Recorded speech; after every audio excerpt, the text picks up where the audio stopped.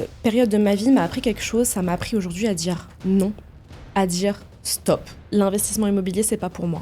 L'entrepreneuriat, c'est pas pour moi. Et là, je me prends une gifle sur un monde où on m'explique que tu peux décorréler ton temps et l'argent. Eux, ils l'ont fait. Moi, je vais le faire. Je crois pas avoir le souvenir d'avoir acheté une formation que je n'ai pas rentabilisée. x10, x20, x50 pour certaines. C'est pas l'argent mon moteur, c'est vraiment mon temps. Et au bout d'1 an, j'arrivais à faire entre 15 et 20 000 euros de chiffre d'affaires par mois.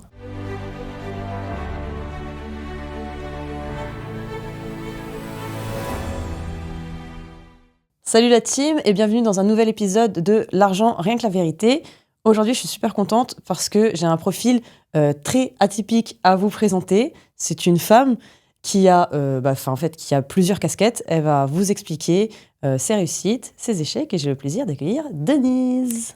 Merci de ton accueil. Bonjour à tous. Donc moi, c'est Denise. Je pense que je vais faire une petite rapide présentation. Toi. Voilà. Donc Denise, j'ai bientôt 34 ans. Je suis maman de 2 enfants, de 7 ans et 5 ans et demi, donc en âge rapproché. Et je suis maintenant dans l'entrepreneuriat depuis 2021, donc ça fait 4 ans, et investisseuse immobilier aussi depuis 6 ans à peu près. Voilà. Okay. Donc un petit peu au niveau de mon parcours. Moi, j'étais salariée pendant 12 ans, j'étais conseillère bancaire. Et j'ai pété mon petit câble, ma petite durite, burn-out, 2 burn-out enchaînés. Voilà, j'ai fait ma petite crise de la trentaine aussi au passage. Okay.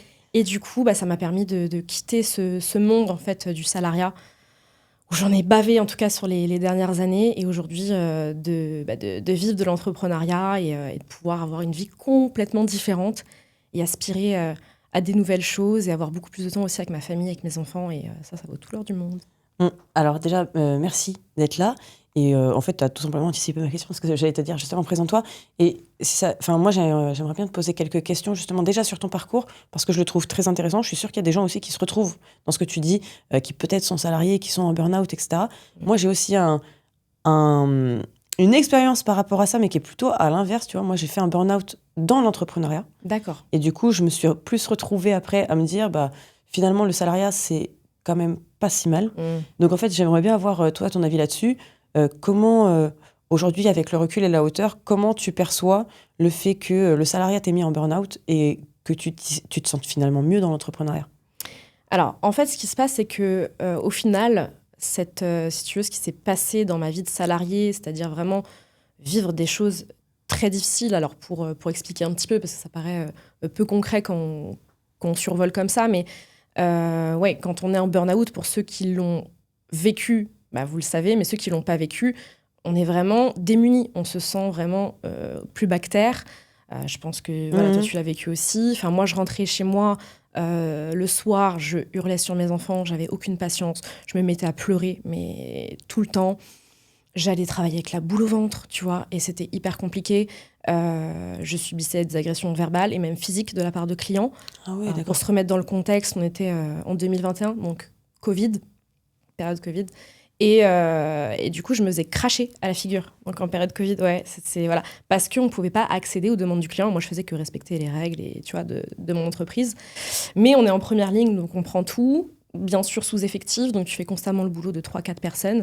Et en fait, quand tu veux bien faire ton travail, et c'est ça souvent qui arrive pour les personnes qui sont en burn-out, c'est justement les personnes qui ont envie de bien faire. Et qui ont envie que tout soit bien fait, que tout soit OK, d'être droit dans leurs bottes. Et le problème, c'est que quand on veut tout bien faire et qu'on ne nous donne pas les moyens de tout bien faire ou qu'on n'a pas suffisamment le temps ou qu'on ne sait pas dire stop ou non, c'est là, en fait, qu'on pète un câble et qu'on craque littéralement. Et si tu veux, en fait, cette période de ma vie m'a appris quelque chose. Ça m'a appris aujourd'hui à dire non, à dire stop, ou j'ai pas envie, je n'ai plus les capacités, je ne suis plus en capacité, ou il faut que je freine. Et en fait, ça m'a permis au moins de connaître mes limites. Alors après, ça ne m'a pas empêché d'avoir une phase dans l'entrepreneuriat, il n'y a pas si longtemps encore, de down, on va dire.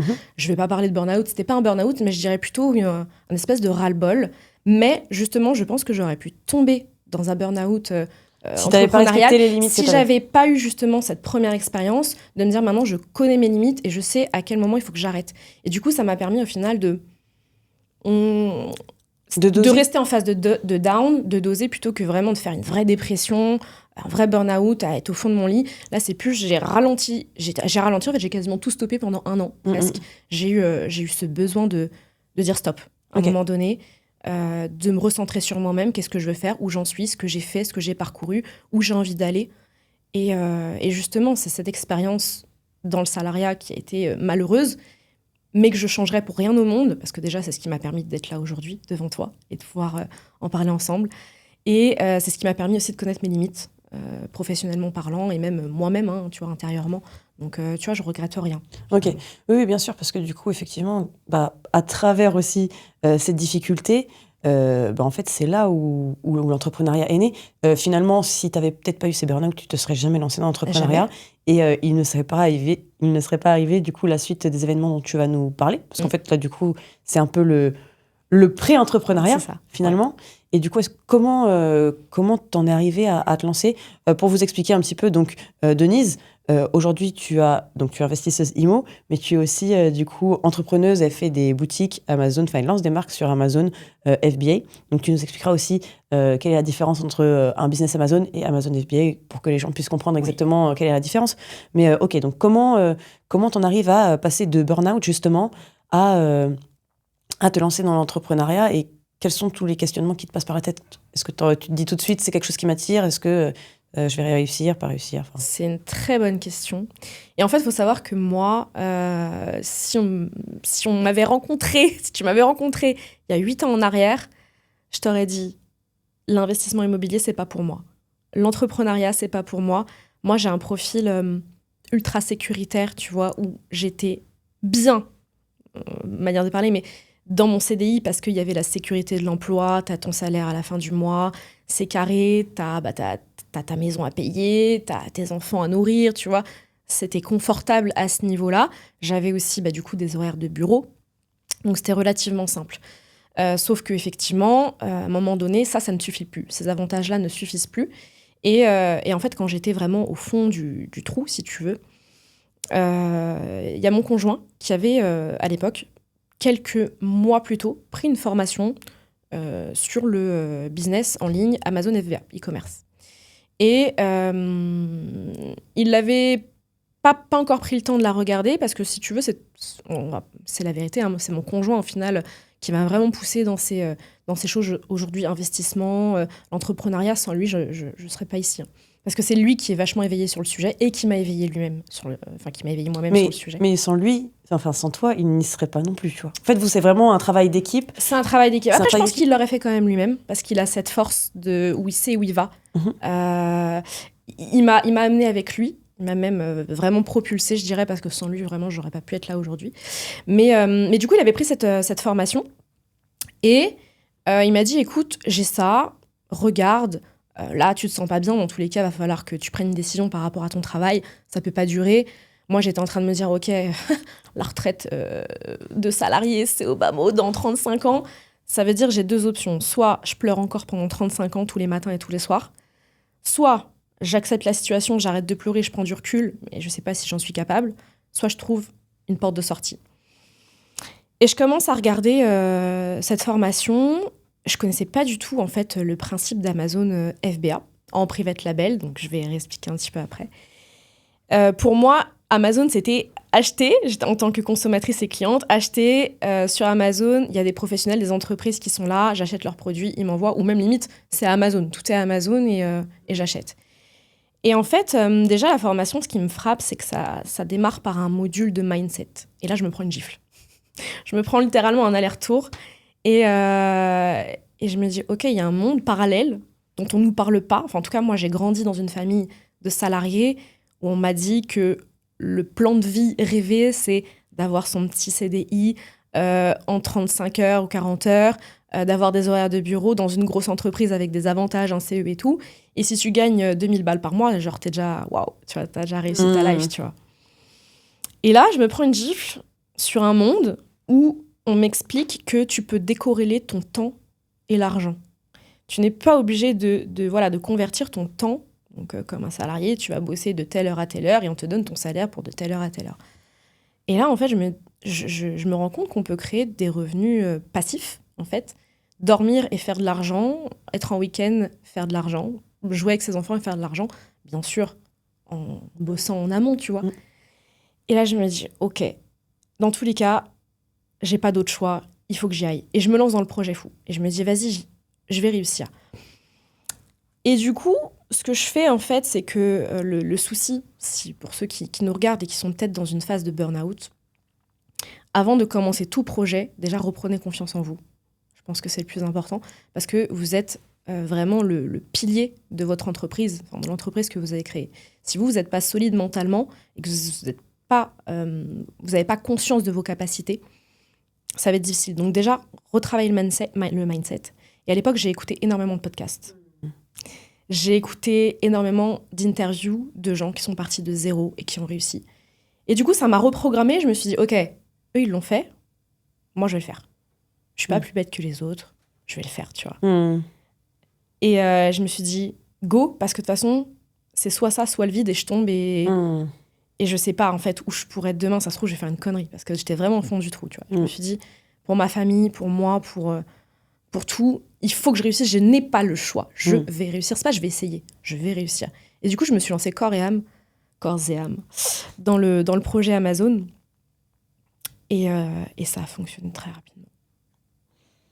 C'est cool. J'en ai des frissons.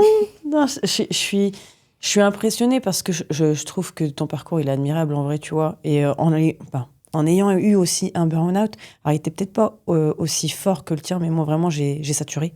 Donc vraiment, l'entrepreneuriat, je pouvais plus me le voir en peinture, tu vois. Mais c'est OK. Et je suis aussi OK d'y retourner. Est-ce que toi, tu te dis, peut-être qu'un jour, je serai capable de revenir dans le salariat mais peut-être pas dans la même entreprise, pas dans la même filiale, mais est-ce que tu penses que c'est quelque chose qui vraiment, aujourd'hui, l'entrepreneuriat, ça t'a tellement, justement, débloqué des cases dans tes croyances que tu dis non, moi, je sais que je suis beaucoup plus à l'aise dans l'entrepreneuriat, parce qu'en fait, c'est aussi une question de profil. Il y a des gens qui vont être plus à l'aise dans le salariat, d'autres plus à l'aise dans l'entrepreneuriat. Donc, est-ce que toi, tu sais que c'est l'entrepreneuriat qui te correspond et du coup, ce sera ça jusqu'à la fin? Ou est-ce que tu te dis... en vrai, aujourd'hui, il y a certains aspects du salariat quand même peut-être qui te manquent ou avec lequel tu serais prête à faire la paix peut-être. Alors, ce qui est sûr, c'est que je ne retournerai jamais, alors on peut jamais dire jamais finalement, tu vois, mais dans le monde bancaire. J'en suis littéralement dégoûtée. J'ai fait un BTS banque, une licence banque. J'ai bossé pendant 12 ans en tant que conseillère bancaire. Je n'en peux plus. Enfin, j'ai vu... tous les côtés les plus sombres de ce métier-là, je n'en veux plus. Je ne ferme pas la porte au salariat, par contre pas sur le modèle que j'ai connu. C'est-à-dire que si demain, je dois reprendre un CDI, si c'est le cas, ça sera, je pense, pour aller plus loin dans nos projets immobiliers. Mais si jamais c'était le cas, ça serait sur un modèle où, en tout cas, je peux être relativement libre de mon temps. C'est-à-dire... peut-être avoir des horaires vachement flexibles, en grande majorité du télétravail. Voilà, parce qu'aujourd'hui, je ne me vois plus repartir sur le schéma en fait, où je suis complètement dépendante d'horaires imposés. Parce que aujourd'hui, en fait, le pourquoi du comment je suis plus heureuse dans l'entrepreneuriat, c'est littéralement le fait d'être libre de mon temps, de pouvoir organiser mon temps comme je le veux, c'est-à-dire bosser aux horaires que je le souhaite. Si j'ai un rendez-vous médical à prendre en journée, je le prends. Si j'ai envie d'aller à la salle de sport à 11h du matin, je vais à la salle de sport à 11h du matin. Si j'ai envie de déposer mes enfants à l'école le matin, aller les chercher à 16h30, je le fais. Maintenant, si je dois bosser de 21h à 1h du matin, je le fais. Tu vois, c'est juste... mais je pourrais pas revenir je pense pas sur un job avec des horaires imposés, tu vois. Ouais. Peut-être un télétravail ou un truc comme ça. Ouais, ok, c'est ça. Ok. Du coup, on va en venir à la première question. C'est voilà, tu nous as dit ça a commencé et ça a marché très vite pour moi. Est-ce qu'il y a eu un moment, que ce soit dans ton business, soit par exemple dans l'IMO, où t'as perdu une grosse somme d'argent, où tu t'es planté peut-être sur un appartement, sur un de tes investissements, ou je sais pas, des travaux ou un truc comme ça? Alors, très honnêtement, en tout cas, les peu de fois où on s'est planté, franchement, ça reste anecdotique. Ok. Parce que déjà, il y a un truc qu'il faut savoir, c'est que moi, comme mon conjoint, dans tous les projets qu'on lance, à partir du moment où c'est nouveau, on se forme. On se forme énormément. Je te disais juste avant de commencer le podcast que encore hier, j'ai acheté une nouvelle formation. J'ai dépensé 400 €. J'ai investi dans une formation, même parce que pour moi, chaque formation qu'on achète, on la rentabilise. Je ne crois pas avoir le souvenir d'avoir acheté une formation que je n'ai pas rentabilisée. x10, x20, x50 pour certaines. Donc déjà, ça limite drastiquement les grosses erreurs, en tout cas celles qui coûtent cher. Maintenant, oui, on a fait des erreurs. Par exemple, on a fait des erreurs sur le premier appartement parce que c'était le premier et qu'on se forme, tu vois, aussi sur le terrain. C'est la pratique et l'expérience. Voilà, en termes de travaux, on a voulu faire le moins de travaux possible, en tout cas le moins cher possible. Et on se rend compte que c'est pas la meilleure stratégie. Sur Amazon, il y a eu un produit que j'ai lancé et qui a été un échec. Enfin, voilà, qui n'était pas une réussite. Au final, j'ai perdu quoi, 300 €? Sur le produit ? Ouais. Ah ouais, c'est pas une grosse Parce perte. qu'au final, j'ai liquidé les pièces, j'en ai fait détruire la dernière partie que j'arrivais pas à écouler. J'ai perdu 300 €. Enfin, je veux dire, c'est rien de méchant. Ouais. Non, on va dire la plus grosse erreur que j'ai faite, et ça, personne ne le sait. Tu vas être la première à le savoir. C'est sur l'année où je te disais où j'ai eu un down, tu vois. Donc, c'était de mi-2023 jusqu'à mi-2024 à peu près. J'étais tellement, en fait, dans le déni de mon activité entrepreneuriale. Enfin, c'était pas un déni, c'est... Bon, il y a une grosse remise en question aussi personnelle qui fait que je me suis un peu isolée et coupée de tout. Et j'ai mis clairement même tout ce qui était pro de côté, tu vois. On me voyait plus sur les réseaux. Enfin, vraiment, il se passait plus rien. Même mes boutiques étaient à l'abandon. Alors, elles continuaient de tourner, mes boutiques Amazon. Mais vraiment, le chiffre d'affaires, chutait. Mais ça continuait, tu vois. Un petit peu. C'est que du coup, j'ai pas fait ma comptabilité pendant 1 an. Ok. Et quand tu fais pas ta comptabilité pendant 1 an, parce qu'au début, tu te dis, vas-y, je le ferai le mois prochain. Mais en fait, t'es tellement dans ton trou, t'es là. Après, tu te dis, j'ai eu un mois de retard, mais il s'est pas passé. Il s'est rien passé. Bon, ça va, ça a l'air ok, tu vois. Et puis un 2e mois, et puis un 3e mois. Puis au bout de 6 mois, tu te dis, il faudrait que je le fasse, mais là, ça commence à être chaud. Genre, il y a beaucoup, tu vois, à rattraper. Ouais. Donc, c'est une phobie, c'est une phobie voilà. administrative. Et puis en fait, tu sais, c'est un peu le délire où tu planques les cadavres sous le paillasson, mais au bout d'un moment, le paillasson, il est plus assez petit, tu vois. Et après, t'as le tribunal de commerce qui fait toc-toc, avec un petit courrier recommandé qui te dit, si tu n'envoies pas certains documents sous 15 jours, tu risques des poursuites pénales. Là, tu fais, ouh, je suis dans la merde. On va un peu sortir la tête de l'eau, on va se réveiller, se mettre un petit coup de pied au cul, tu vois. On a le droit de dire. Oui, t'inquiète. Un petit coup de pied derrière, et maintenant, on va déterrer les cadavres et on va les mettre au bon endroit et on va tout remettre en ordre, tu vois. On va manger son caca, tu vois. C'est-à-dire que la merde dans laquelle on s'est mise, à un moment donné, il faut en sortir, mais pour en sortir, il faut tout nettoyer. Ça m'a pris 15 jours non-stop de me dire, allez, je remonte la pente. Et du coup, ça s'est bien terminé parce qu'au final, j'ai payé ce que je devais payer. J'avais 1 an de TVA en retard, tout ce qui allait avec, tu vois. Et au final, j'ai réussi à négocier un peu avec les impôts et j'ai quasiment pas eu de pénalité. Mais maintenant, ça m'a servi de leçon, tu vois. Ouais. Bon, après, personne n'est parfait. Mais non. Ouais. Quand tu vois, en fait, c'est pas vraiment un échec, mais en fait, la réalité aussi, c'est qu'on est dans un pays... Alors moi, tu sais que je m'expatrie en Thaïlande. Ouais, je sais. Et en fait, bon, il y a les qualités, les défauts, ça convient à certains et c'est OK. L'administratif en France, moi, c'est aussi une des raisons qui fait que je pars. Et c'est aussi une des raisons qui m'a mis en burn-out aussi pour mon entreprise, je te le dis. Parce que là aussi où je suis, moi, mais très contente quand je suis retournée dans le salariat. Alors moi, j'étais retournée dans le salariat justement pour continuer aussi mes investissements immobiliers. Et c'est là où je me suis dit, franchement, je ne sais pas pourquoi je me suis infligée, entre guillemets, l'entrepreneuriat, parce que la compta, mais moi, c'est une phobie. Et vraiment, c'est aussi là où je me dis, je suis aussi contente de pas forcément y retourner. Enfin, moi, je sais qu'en France, je ne reviendrai pas dans l'entrepreneuriat. À l'étranger, oui, mais pas en France. Et une des raisons qui fait que je ne reviens pas, c'est vraiment la compta. Mais en dehors de la compta, je trouve que... C'est probablement aussi un peu le cas dans d'autres pays. Je ne vais pas dire que la France, il n'y a que nous qui sommes hyper réglementés, etc. Mais je trouve qu'effectivement, le système administratif est très lourd. Même ne serait-ce que pour faire une pièce d'identité, il te faut 3 mois. Enfin, il y a plein de trucs. C'est horrible. Non, on est d'accord, c'est horrible. Moi, en tout cas, mon rêve aujourd'hui, tu vois, c'est de faire assez d'argent pour embaucher une assistante administrative. Genre, pour moi, ça serait le premier poste, plutôt que de prendre, j'en sais rien, des graphistes ou, tu vois.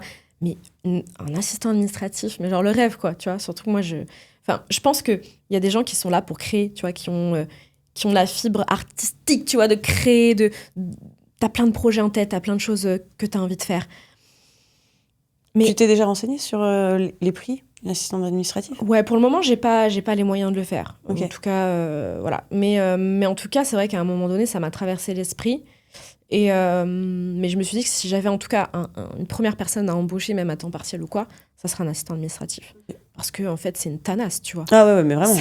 Moi, en fait, si tu veux, dans ma vie, j'aime bien me dire que tout ce que j'aime pas faire, je le délègue. C'est ce qu'il faut faire. Tu vois, je fais venir de temps en temps une femme de ménage chez moi.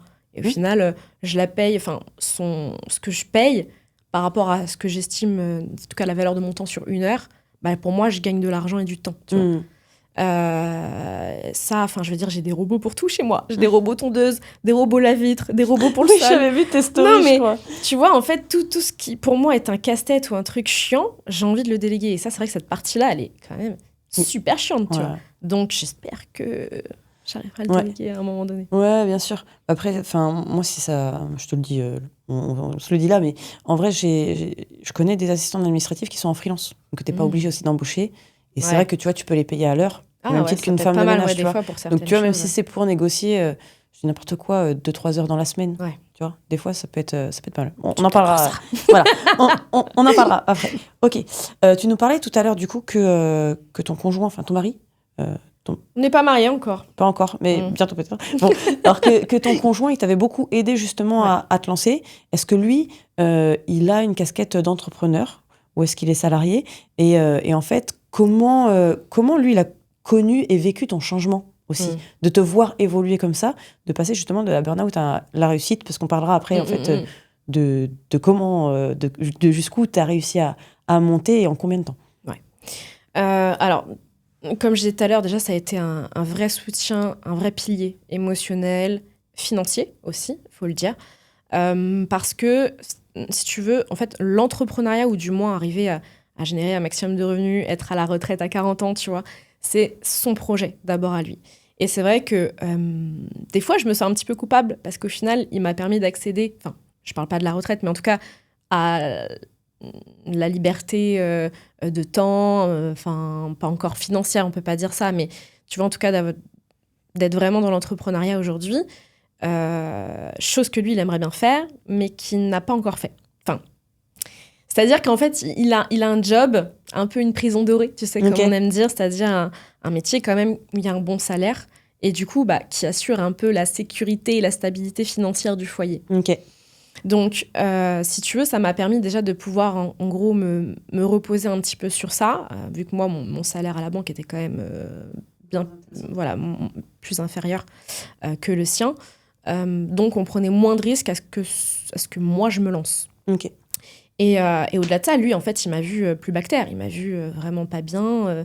Enfin, vraiment, ça empiétait sur notre couple. Enfin, quand j'étais en burn-out, j'étais pas bien mentalement. Donc, le couple en prend un coup. La famille en elle-même en prend un coup parce que t'as aucune patience avec tes enfants et tout. Donc, si tu veux, lui, il a toujours fait passer, si tu veux, mon bien-être avant. Donc, plutôt que de dire, ouais, tu vas pas quitter ton taf, il y a des gens qui pourraient être comme ça. Lui, pas du tout. Tu vois, justement, il m'a poussé à aller voir d'autres mondes et à m'épanouir, en tout cas professionnellement parlant, même si on remonte même à avant, finalement. Pour expliquer un petit peu aux gens qui nous regardent et qui me connaissent pas, moi, je me suis lancée sur les réseaux sociaux en 2009. En 2009 ? En 2009. Ah ouais, incroyable. J'étais sur YouTube en 2009. J'étais dans les, on va dire, 20 seules, entre guillemets, françaises qui faisaient un petit peu les vidéos beauté, lifestyle et compagnie. Peut-être pour les plus anciens, les Julie Love Mac, les Amy Makeup Pro et compagnie. Ah ouais. Et je faisais partie de ce petit groupe-là. Et donc, j'ai toujours, si tu veux, adoré les réseaux sociaux. J'ai toujours adoré monter des communautés sur un projet du moment qui me tient à cœur ou une étape de ma vie. J'ai eu, on va dire, de 2009 à 2013, communauté beauté. J'avais 20 ans, voilà, maquillage, tout ça. En 2014 jusqu'en 2016, communauté fitness sport. Ah ouais. Sur Insta, ouais, on était 80 000 à l'époque sur Insta. Sur mais incroyable. On était 20 000 sur la partie beauté sur YouTube à l'époque en 2009. Incroyable. Et si tu veux, pour revenir à ça, il m'a, même bien avant que je fasse mon burn-out, il m'a toujours dit, mais pourquoi tu te lances pas à fond dans les réseaux sociaux, enfin en tout cas influenceuses comme ceux qui sont un peu étrangers à ça aiment bien dire, tu vois. C'est ce que t'aimes, c'est ta passion, fais-le, tu vois. Et moi, j'étais là en mode, ouais, mais c'est beaucoup de taf, c'est incertain. J'étais pas encore dans le mindset nécessaire pour me lancer vraiment là-dedans, tu vois. Mais il m'a toujours poussée. Ma famille, c'est pareil. Mes parents, c'est vrai que quand je leur ai dit que je voulais quitter mon job de CDI, alors que pour eux, j'avais le poste idéal, au début, il y a eu un peu de peur, forcément. Dire, qu'est-ce que tu vas faire? T'es sûre? Mais ils m'ont vu vraiment lancer et vraiment déterminée en fait à réussir. Après, ils savaient qu'il y avait mon conjoint qui était là en soutien aussi. Et donc, ils ont vraiment été avec moi, ils m'ont accompagnée, ils étaient OK avec ça. Ils m'ont soutenue, si tu veux. Ils ont suivi mes projets, même mes amis et tout. Vraiment, j'ai pas eu de personne qui a essayé de me faire peur. Ou en tout cas, c'était peut-être anecdotique, si tu veux, des fois des réunions de famille quand tu discutes. Ah, mais tu as pensé à ta retraite et tout. Et tu peux pas discuter avec des gens, si tu veux, qui n'ont pas la vision, donc tu restes un peu en surface. Tu dis oui, mais t'inquiète pas, je sais, machin, mais bon. Et donc du coup, par exemple, ton conjoint, j'imagine qu'il regrette pas du tout que tu te sois lancée, forcément. Et donc lui, c'est plus peut-être l'IMO. C'est plus le côté IMO qui gère, et toi plus le côté de IMO, ta boutique. Il est vraiment, il aime beaucoup tout ce qui va être effectivement la partie immobilier. Il a déjà réfléchi même peut-être à se lancer en tant que marchand de biens. Je pense que c'est quelque chose qu'il finira par faire avec le temps. Là, du coup, il lance son projet de laverie. On en parlait justement, je sais pas quand est-ce que sortira ce podcast, mais c'est vrai que sur les réseaux, là, j'avais commencé un peu à teaser sur le nouveau projet commun. Alors, c'est commun, mais on va dire, ce projet-là, c'est un peu plus lui quand même. Ouais. Voilà. Après, on va réfléchir à deux sur le brainstorming et tout, mais... Ouais, en fait, vous êtes associés, mais on va dire que toi, tu as quand même Amazon, c'est toi. Moi, je suis plus sur la partie e-commerce, et création lui, de la contenu, laverie, réseaux c'est sociaux. son petit bébé, mais vous êtes à deux dessus, quoi. Exactement. Ouais, trop bien. Comme on investit dans l'immobilier, finalement, dans les appartements, moi, je vais m'occuper de la déco, tu vois, la déco, l'aménagement, l'achat des meubles et tout, mais tout le reste, vraiment, les visites, les calculs de rentabilité, tout ça, tout ce qui est un peu le truc chiant pour moi, c'est lui qui s'en occupe. Donc, en fait, on s'est bien réparti les rôles. En plus, on n'aime pas forcément faire les mêmes choses, on est hyper complémentaires sur ce qu'il y a à faire, même que ce soit sur la partie Amazon e-commerce. Lui, de par son métier, il aime bien faire de la gestion de stock, des projections, calculer pour les commandes et tout. Alors que moi, c'est la partie chiante pour moi, mais du coup, on se complète. Mais les binômes qui fonctionnent sont souvent les binômes qui se complètent, parce que ce que moi j'aime bien dire, c'est que les gens qui s'associent, tu vas avoir quelqu'un qui fait rentrer de l'essence dans le moteur, et tu as la personne qui structure l'intérieur du moteur, tu vois. Donc en fait, s'il y a deux personnes qui font rentrer de l'essence et qu'il n'y a personne qui structure, ça fonctionne pas. Et si tu as deux personnes qui structurent mais personne qui fait rentrer l'essence, ça fonctionne pas non plus. Donc c'est toujours bien, je trouve, dans une association. Alors oui, il faut avoir la même vision, il faut avoir quand même des points communs, mais c'est bien d'être complémentaire, donc c'est plutôt cool. On va commencer avec un petit jeu, du coup. Allez. Le premier petit jeu, qui va être un tu préfères. Donc, c'est très simple. Je vais te donner 2 affirmations. Okay. Tu vas me dire laquelle fait le plus sens pour toi, laquelle tu préfères, tout simplement. Le but n'étant pas forcément de développer et de rebondir sur les affirmations, mais si tu as une anecdote ou s'il y a quelque chose que tu tiens à préciser, évidemment tu peux le faire. Ok. Donc, tu préfères perdre tes investissements et ton business, mais garder ton réseau, ou garder tes investissements et ton business, ou tes business, avec 0 contact. Alors, moi, je pense que le réseau est hyper important. Et je pense qu'à partir du moment où on a lancé un ou des business et qu'on a réussi, je mets des guillemets, en tout cas, réussi quand même à en faire quelque chose, je pense qu'on est capable de dupliquer et de le refaire. Ok. Donc, moi, je préfère perdre les investissements et le business que le réseau, parce que le réseau est hyper important, finalement. Voilà, on s'arrête là. Donc du coup, garder ton réseau et recommencer à 0. Ouais. Ok. Est-ce que tu préfères avoir un associé ultra brillant mais insupportable, ou un associé moyen mais hyper loyal? Le deuxième. La loyauté, pour moi, ça n'a pas de prix. Et justement, aujourd'hui, j'ai la chance de pouvoir travailler avec qui je veux. Et dans la good vibes. Et je suis là dans la good vibes, tu vois. Et ça me fait plaisir d'être là. Oui, donc oui, non, bien sûr. sans hésiter. Tu t'infligerais pas dessus? Non, absolument pas. Ok. Est-ce que tu préfères être un milliardaire détesté, mais que... oui, c'est ça, être un milliardaire détesté, ou avoir la plus grosse notoriété de ton secteur, mais jamais millionnaire? C'est difficile parce que la deuxième, pour moi, c'est que tu as raté quelque chose. Tu vois. La vérité, peut-être le premier finalement, parce que je pense que après d'avoir la fame, c'est pas une fin en soi. Et si au final, on travaille pour quoi? Pour avoir de l'oseille et après être confortable dans la vie, à la reconnaissance des autres. Quand t'es milliardaire, franchement. Ouais, moi, de toute façon, je pars du principe que même que tu aies la plus grosse notoriété de ton secteur, tu auras toujours des gens qui vont te détester, qui vont te critiquer, tu vois. Maintenant, oui, bon, indirectement, je trouve qu'on est un peu dans un monde comme ça. Hein.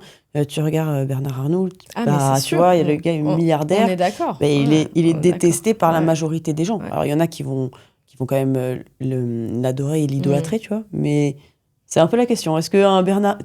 Tu pourrais être à côté... Enfin, tu pourrais être à sa place de Bernard Arnault, tu vois. Je sais pas. Toi, tu te dirais oui. Je pense que je préférerais quand même. Ok. Ouais. Ok.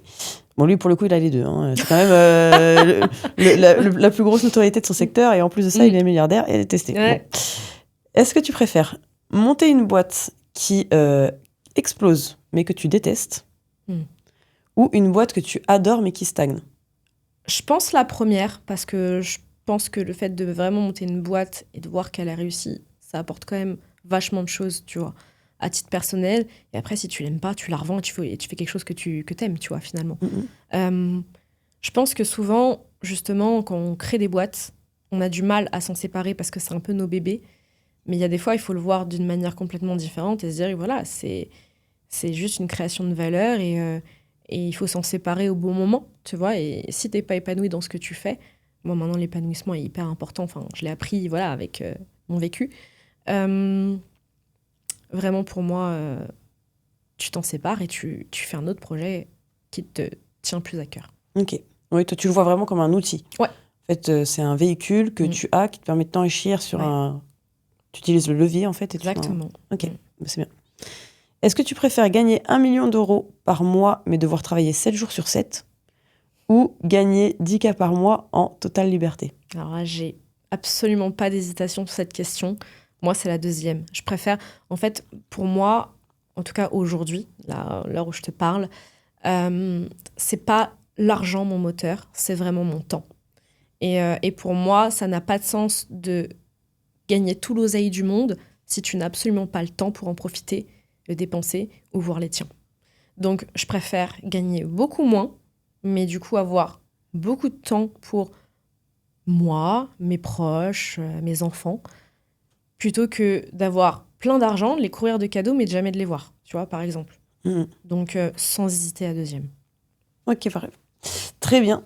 Donc, on va revenir un petit peu aux questions. Donc, on a parlé beaucoup de ton parcours, etc. Enfin, comment, du coup, tu as commencé à te lancer dans l'entrepreneuriat. Est-ce que tu peux nous dire... voilà, tu nous as dit, très vite, pour moi, ça a marché. Est-ce que tu peux nous dire, justement, un peu tes chiffres, si on doit parler un peu plus concret, est-ce que tu peux nous parler de ton chiffre d'affaires, du bénéfice que tu arrives à faire avec, etc. Alors, déjà, si on peut expliquer ce que c'est. Donc, pour ceux qui ne savent pas ce que c'est, en tout cas avoir un e-commerce Amazon FBA en private label, le principe, c'est qu'on va en fait créer notre propre marque. On va sourcer des produits, on va trouver des produits à vendre. On n'est pas inventeur, on va trouver des produits qui existent déjà dans des niches qui ne sont pas encore exploitées au maximum. En tout cas, il n'y a pas encore une concurrence folle, mais il y a de la demande. Et les vendeurs qui sont déjà sur ce marché, voilà, c'est pas les rois du marketing, donc on peut vraiment leur passer devant avec un bon marketing. Pour ça, on utilise des logiciels. En fait, on a des logiciels qui existent pour trouver ce genre de produit. Et donc, une fois qu'on a trouvé un bon produit, on va déposer sa marque, on va le vendre sous sa propre marque, trouver un fournisseur, faire produire nos propres produits. Donc, j'insiste, ce n'est pas du dropshipping, puisque c'est nos produits et on les fait produire.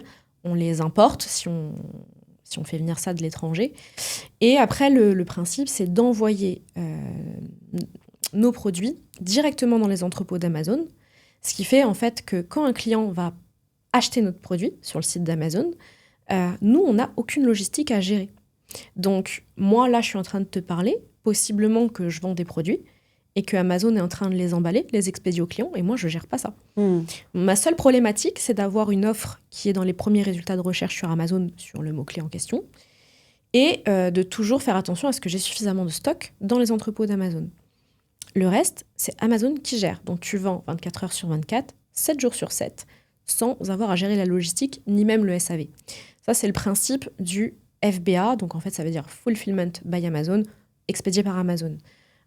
Ça s'oppose au FBM, qui est le Fulfillment by Merchant, donc expédition par le vendeur, où là, ça va être le vendeur qui va expédier lui-même de chez lui ou de son entrepôt ses produits, ses articles.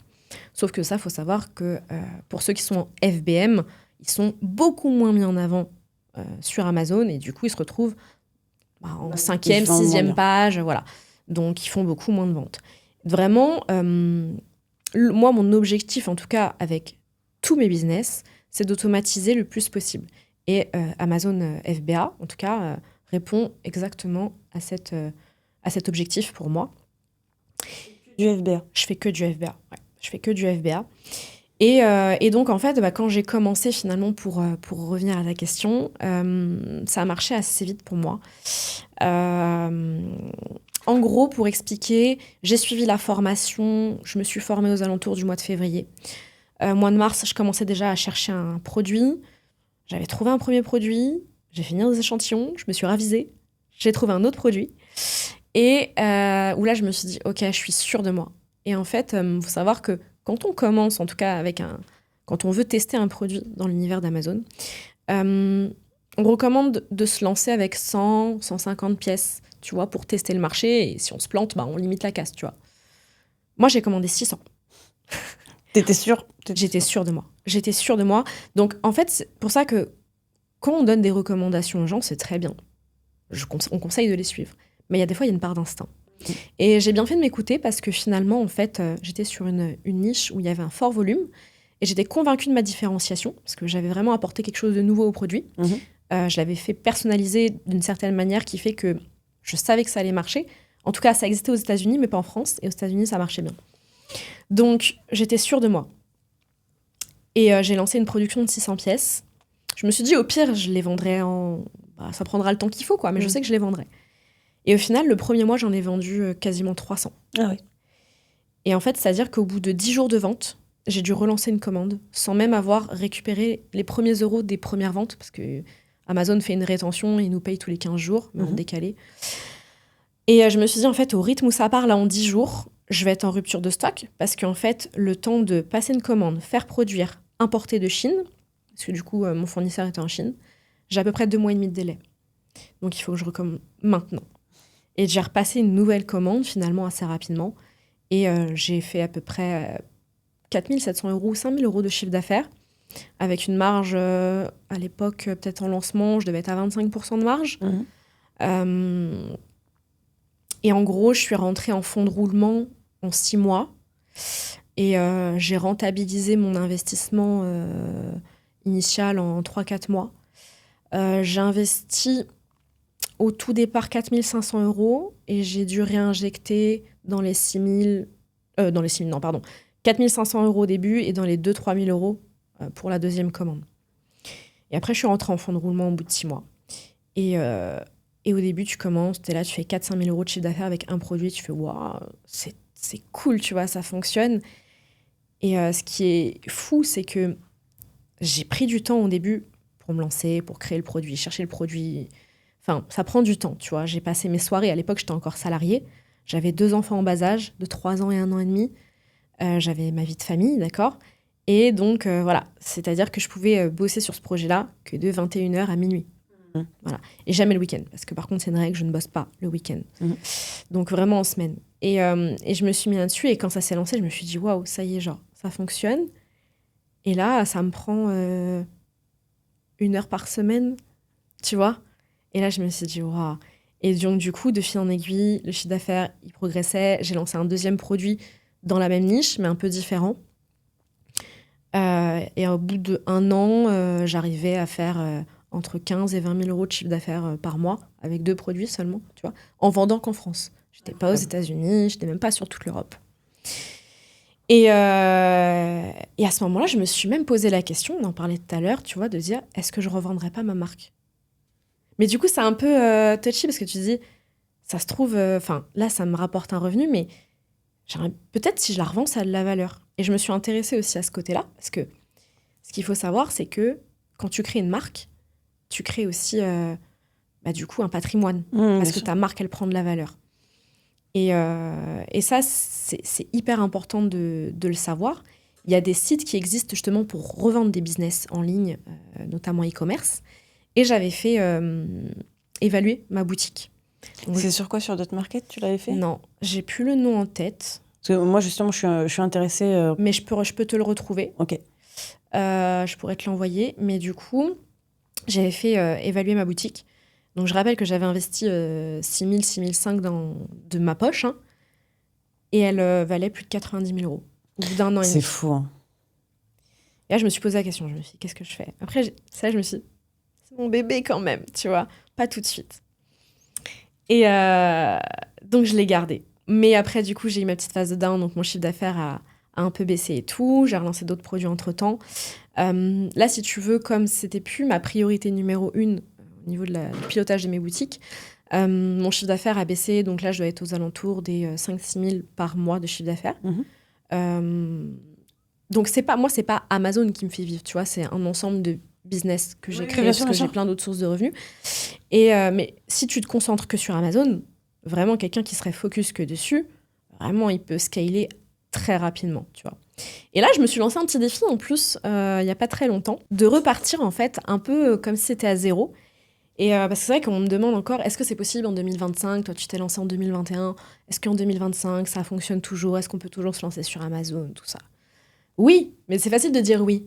Et ben, moi, je me suis mise au défi. Donc là, je prends des risques, hein, je me mets un peu en danger. J'ai vu, mais ça, c'est trop bien, meuf. Mais je prends des risques, mais je me suis dit, OK, quoi de mieux que de le montrer aux gens? Parce que finalement, quand en 2021, j'ai lancé mon compte Instagram Maman Entrepreneur, c'est vraiment quand je me suis lancée sur Amazon. Et les gens ont adoré me suivre, en fait, dans l'ascension, dans le chemin. Et pas juste arriver au goal final, tu vois. Ouais.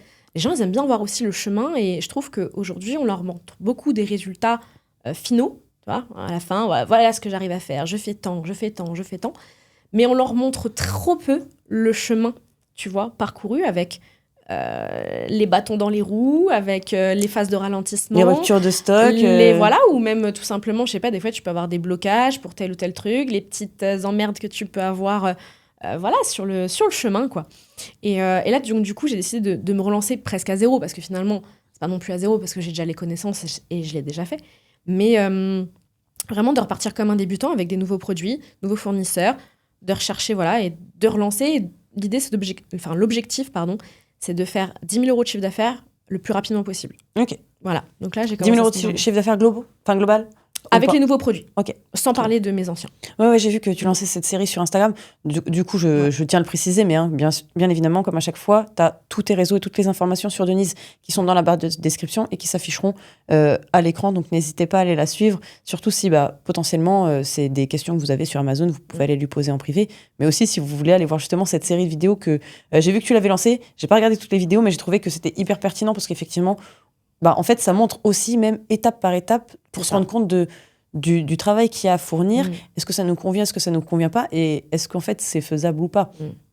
Bon, alors du coup c'est hyper pertinent. Est-ce que tu peux nous dire à peu près, quand tu veux te lancer sur Amazon FBA, quel budget il faut avoir à peu près pour commencer, pour se sécuriser? Parce que j'imagine si tu lances une marque demain, faut quand même avoir un peu d'épargne.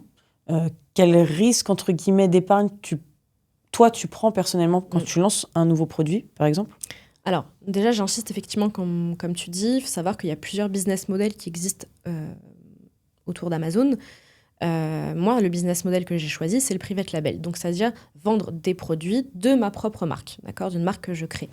Ça s'oppose à un autre business model que beaucoup connaissent aussi, qui est l'arbitrage, c'est-à-dire l'achat-revente de marques existantes qu'on connaît tous. Par exemple, je sais pas, tu tombes sur un stock de shampoing L'Oréal à moins 70%, tu vas l'acheter, tu vas réétiqueter après toi-même, tu vas envoyer ce stock chez Amazon, et après, il y aura la fiche L'Oréal, voilà. Mais sauf que tu n'es pas tout seul sur cette fiche, il y a tous les autres vendeurs qui ont acheté aussi des lots, voilà.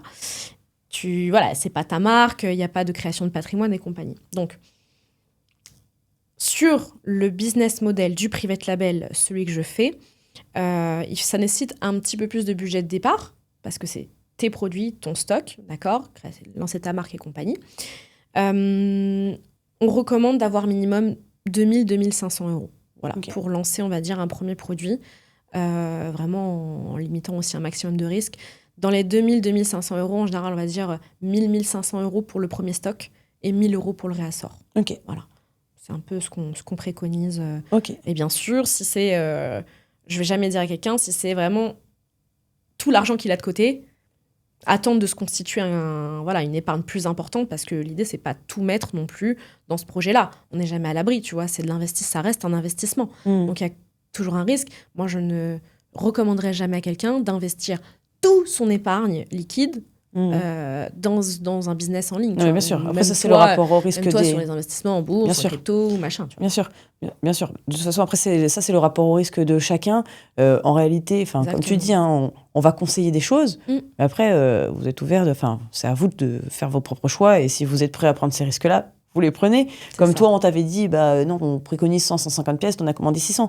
Maintenant, si à l'intuition, vous voulez y aller, vous faites comme vous voulez. Mais si votre intuition n'est pas bonne, malheureusement, ce sera votre problème. Donc, ok, on va faire un deuxième petit jeu qui va être un cap ou pas cap. Donc, je vais te donner une affirmation cette fois-ci. Et tout simplement, tu vas me dire, est-ce que tu serais capable ou pas de le faire ? D'accord. Ok. Et après, on parlera d'une autre chose. J'ai quelque chose sur laquelle je rebondis. Ok.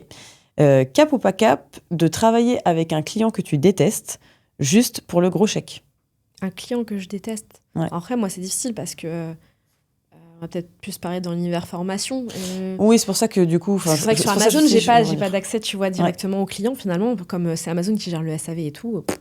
On peut partir aussi dans l'IMO, c'est-à-dire, imaginons que tu vois, genre, il y a un client qui est insupportable, tu vois, qui veut louer ton appart. Je vais te dire non, parce que par exemple, la question s'est déjà posée, par exemple, sur la partie influence. Parce que du coup, au niveau des réseaux sociaux, des fois, j'ai aussi des collaborations commerciales ou des partenariats avec certaines marques ou agences où il y a des marques, j'ai pas envie de collaborer avec elles, et pourtant le chèque est très conséquent.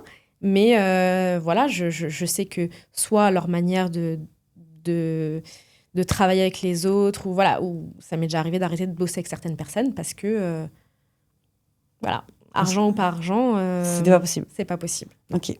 Mes valeurs sont plus importantes, tu vois. Ok, ça marche. Est-ce que tu es cap ou pas cap de balancer un énorme dossier sur un concurrent pour l'éliminer ? Absolument pas. Ok. Vraiment pas. Cap ou pas cap de facturer plus cher un client juste parce qu'il a l'air riche ? J'essaie de réfléchir parce qu'en fonction des différents business, tu vois, des fois... non, mais après, ce qui est...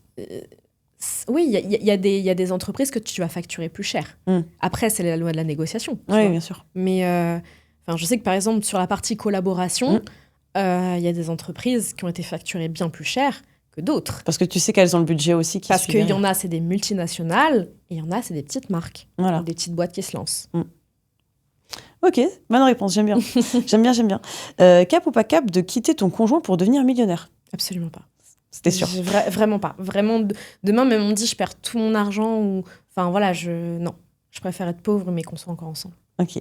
Cap ou pas cap d'investir tout ton argent, patrimoine, capital, business, dans un seul projet ultra risqué, mais avec un potentiel x100 ? Non.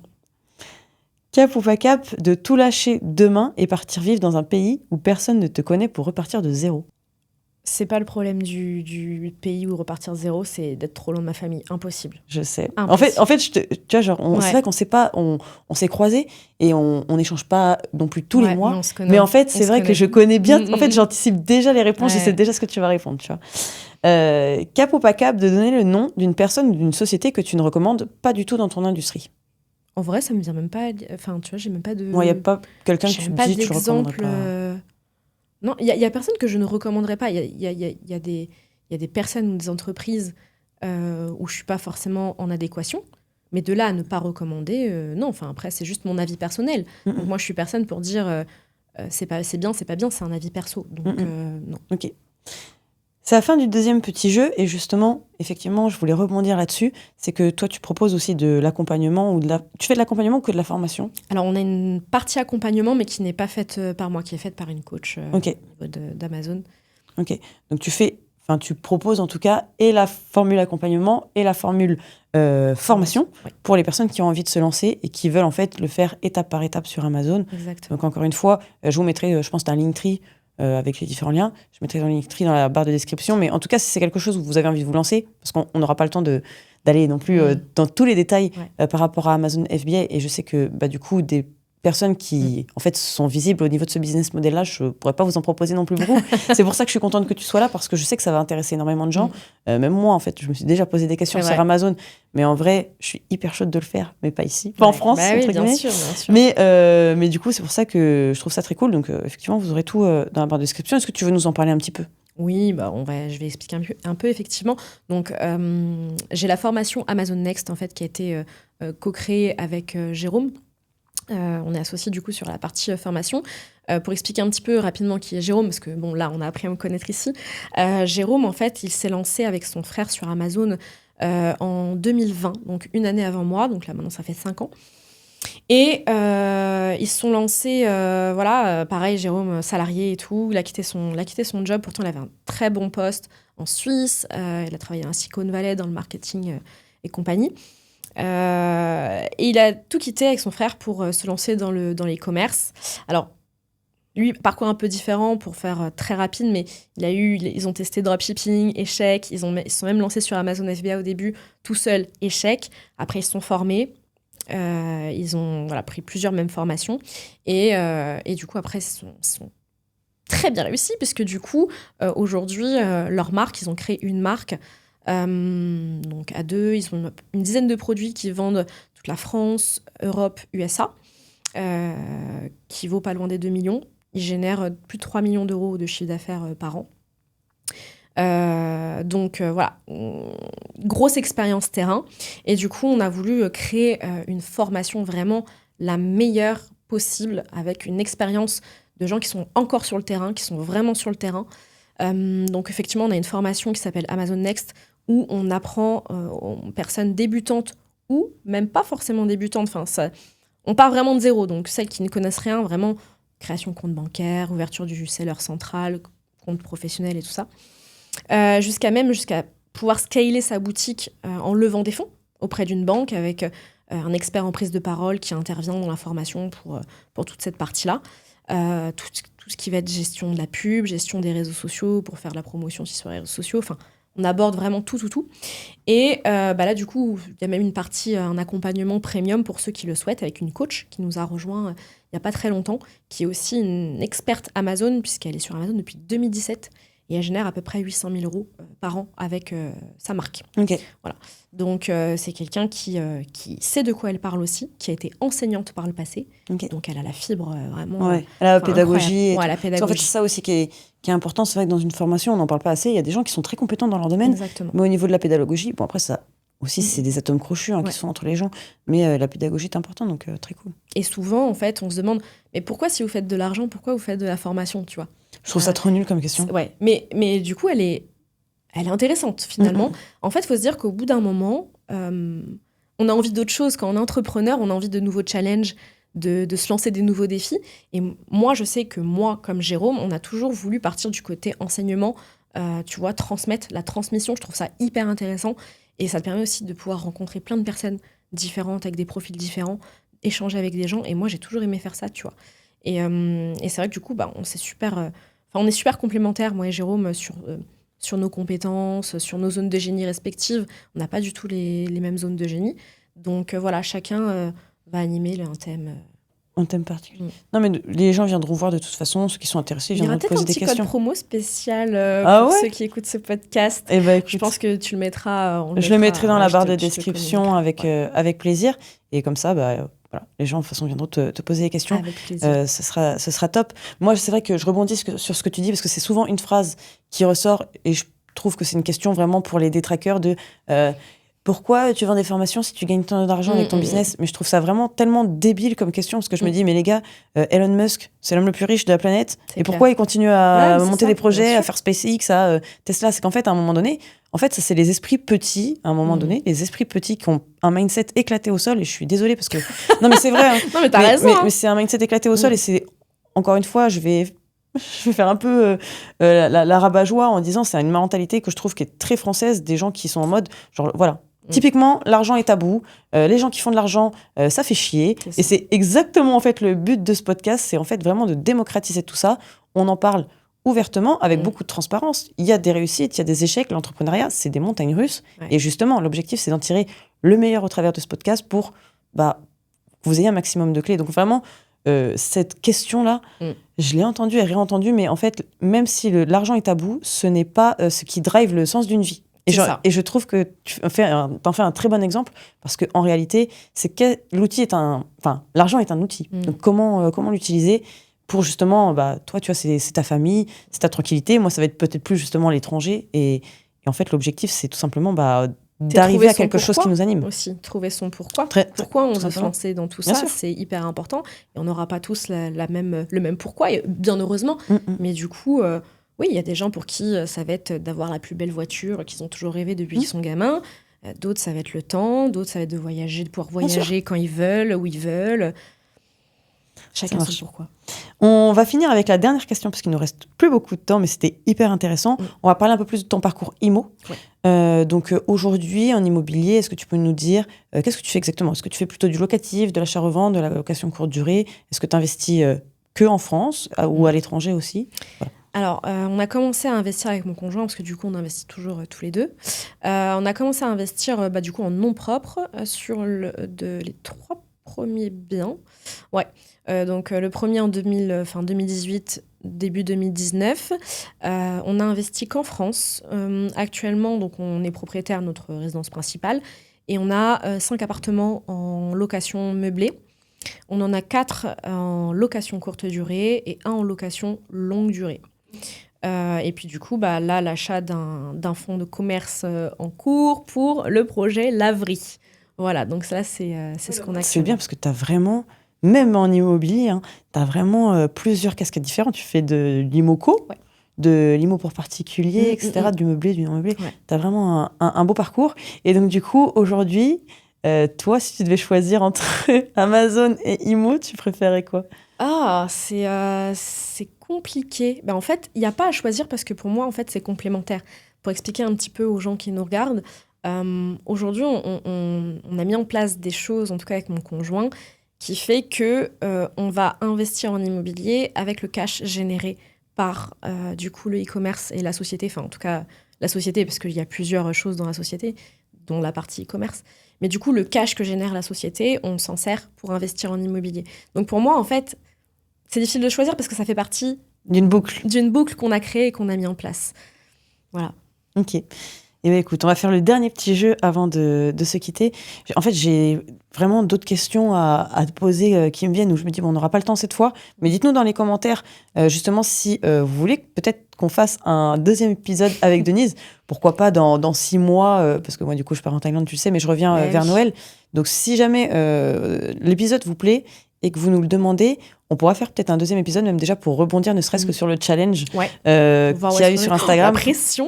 Non, mais c'est ça, moi je le fais pour ça. Hein. En vrai, j'ai d'autres questions à te poser parce que là, on a abordé ton parcours, c'était déjà hyper intéressant, mais il y a aussi tout l'aspect où justement, tu avais tes croyances limitantes où tu me disais, moi, j'étais pas du tout faite, je pensais pour l'entrepreneuriat, pour l'immobilier, tu avais plein de blocages et on n'aura pas le temps d'aborder malheureusement cette partie-là pour cette fois, mais pourquoi pas une On laisse prochaine du fois. suspense Donc, alors. voilà, exactement.